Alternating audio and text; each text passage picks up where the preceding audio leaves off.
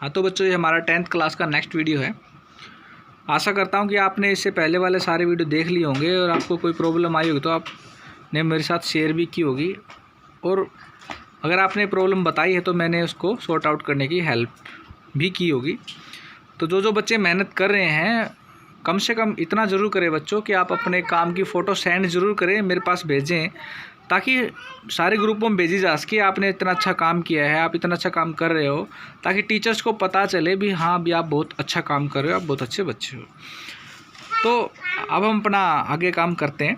अम्ल व क्षार की परस्पर अभिक्रिया या उदासीनीकरण अभिक्रिया, और इसको इंग्लिश में न्यूट्रलाइजेशन रिएक्शन भी कहते हैं। क्या होता है बच्चों, कई बार एग्ज़ाम में ऐसा होता है कि वो न्यूट्रलाइजेशन जो है वर्ड है, इसको हिंदी में लिख देते हैं और हम वहाँ कंफ्यूज हो जाते हैं भी हम क्या करें, ये तो हमारी किताब से बाहर का है, जबकि होता किताब के अंदर से ही है।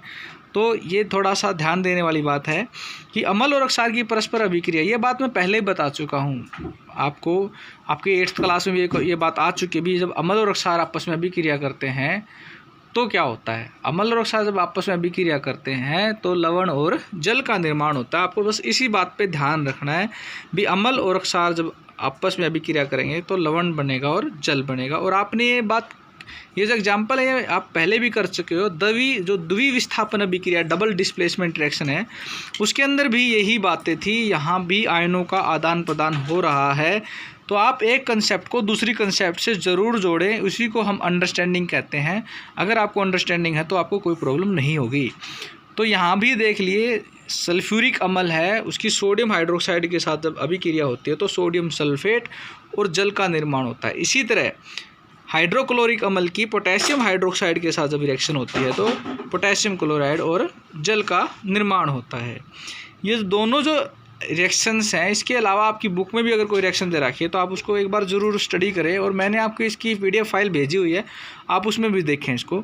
जब अम्ल और क्षार आपस में अभिक्रिया करते हैं तो क्या बना, लवण और जल। तो जो मैंने पहले लिखे हुए लवण, वो लवण है, और उसके बाद क्या है, जल है। तो आपको ये सारी बातें पता चल चुकी होंगी भी। उदासीनीकरण अभिक्रिया, अगर आपको कोई प्रॉब्लम आई है तो आप मेरे से फिर भी इसमें से पूछ सकते हैं, हालांकि मैं सब बता रहा हूँ। उसके बाद आते हैं धातु ऑक्साइड की अम्ल के साथ अभिक्रिया। वैसे तो आप सभी ने ये बात पहले भी पढ़ी है भी, धातु ऑक्साइड की जो प्रकृति होती है वो अक्षारीय होती है, वो लाल लिटमस को नीला कर देते हैं। तो धातु ऑक्साइड जब अक्षारीय प्रकृति है तो अक्षार मान के चलेंगे, और फिर अम्ल, अगर आप ध्यान दो तो ये वही बात है, अम्ल और अक्षार, उदासीनीकरण अभिक्रिया। यहाँ भी वही बात है, अक्षार और अम्ल। जब अम्ल और क्षार आपस में अभिक्रिया करें तो क्या बनेगा, लवण और जल। ये तो वहीं ऊपर वाली बात को एज इट इज़ बताया गया, बस आपको थोड़ा इस बात का ध्यान रखना है। जो धातु ऑक्साइड की प्रकृति ज़्यादातर अक्षारीय होती है। हाँ, कुछ धातु ऑक्साइड है वो एम्फोटेरिक नेचर के होते हैं, वे धर्मी ऑक्साइड होते हैं, लेकिन फ़िलहाल हम यहाँ पे जनरलाइज बात कर रहे हैं। तो धातु ऑक्साइड की प्रकृति अक्षारीय होती है, और अक्षार और अम्ल जब आपस में अभिक्रिया करते हैं तो लवण और जल का निर्माण होता है। तो यहाँ पे हम अगर अभिक्रिया देखें, ये आपकी बुक के अंदर दे रखी है, बस अभिक्रिया शायद नहीं दे रखी हो रिएक्शन इसके अंदर, तो मैंने लिख दी। कॉपर ऑक्साइड है, जब ये हाइड्रोक्लोरिक अम्ल के साथ अभिक्रिया करता है तो कॉपर क्लोराइड और जल का निर्माण करता है। तो कॉपर क्लोराइड क्या है, लवण है, और जल क्या है वो आपको पता ही है, ठीक है। तो ये सारी चीज़ क्या है, यहाँ पे हमने क्या, ये भी एक प्रकार की उदासीनीकरण अभिक्रिया है। तो अक्षारीय ऑक्साइड जो होते हैं, अक्षार की ऑक्साइड, माफ़ करना, अक्षार की ऑक्साइड क्या होती है, धातु ऑक्साइड को अक्षार की ऑक्साइड भी कहते हैं। क्यों कहते हैं, क्योंकि जो धातु ऑक्साइड होते हैं वो जल में घुलकर अक्षारक बनाते हैं, अक्षारकों का निर्माण करते हैं, इसलिए इन्हें अक्षार की ऑक्साइड कहते हैं। जैसे सोडियम ऑक्साइड हो गया, पोटेशियम ऑक्साइड हो गया, इनको आप जब जल में डालोगे तो ये सोडियम हाइड्रोक्साइड, पोटेशियम हाइड्रोक्साइड में बदल जाएंगे, इसलिए इनको अक्षार की ऑक्साइड कहते हैं, और इनकी प्रकृति अक्षार की होती है, इसीलिए ये अम्ल के साथ अभिक्रिया करके लवण और जल का निर्माण करते हैं। उसके बाद है अक्षारक के साथ अधात्विक ऑक्साइड की अभिक्रिया है। जैसे धातु ऑक्साइड की प्रकृति अक्षार की होती है, उसी तरह अधातु ऑक्साइड की प्रकृति अम्लीय होती है। तो अब हम पहले हमने हाइड्रोक्लोरिक मतलब जो अम्ल है उसके साथ अभिक्रिया कराई थी, अब हम अक्षार के साथ अभिक्रिया करवाएंगे। जैसे कैल्शियम हाइड्रोक्साइड हमने अक्षार ले लिया, और कार्बन डाइऑक्साइड हमने क्या ले लिया, अधातु ऑक्साइड अम्ल।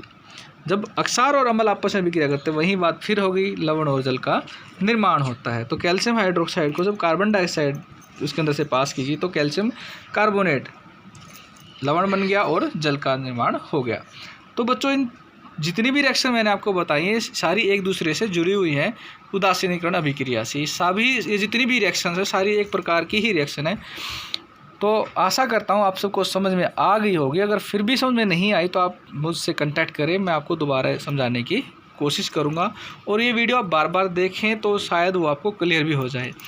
तो ठीक है बच्चों, अपने काम को करते रहें और जो भी आपने काम किया ना उसको अच्छे से करके मेरे पास जो भी टीचर अपना काम दे रहा है उसके पास फ़ोटो सेंड ज़रूर करें, ताकि आपको अप्रिशिएट भी किया जा सके, सभी टीचर को बताया जा सके भी आप अच्छा काम कर रहे हो।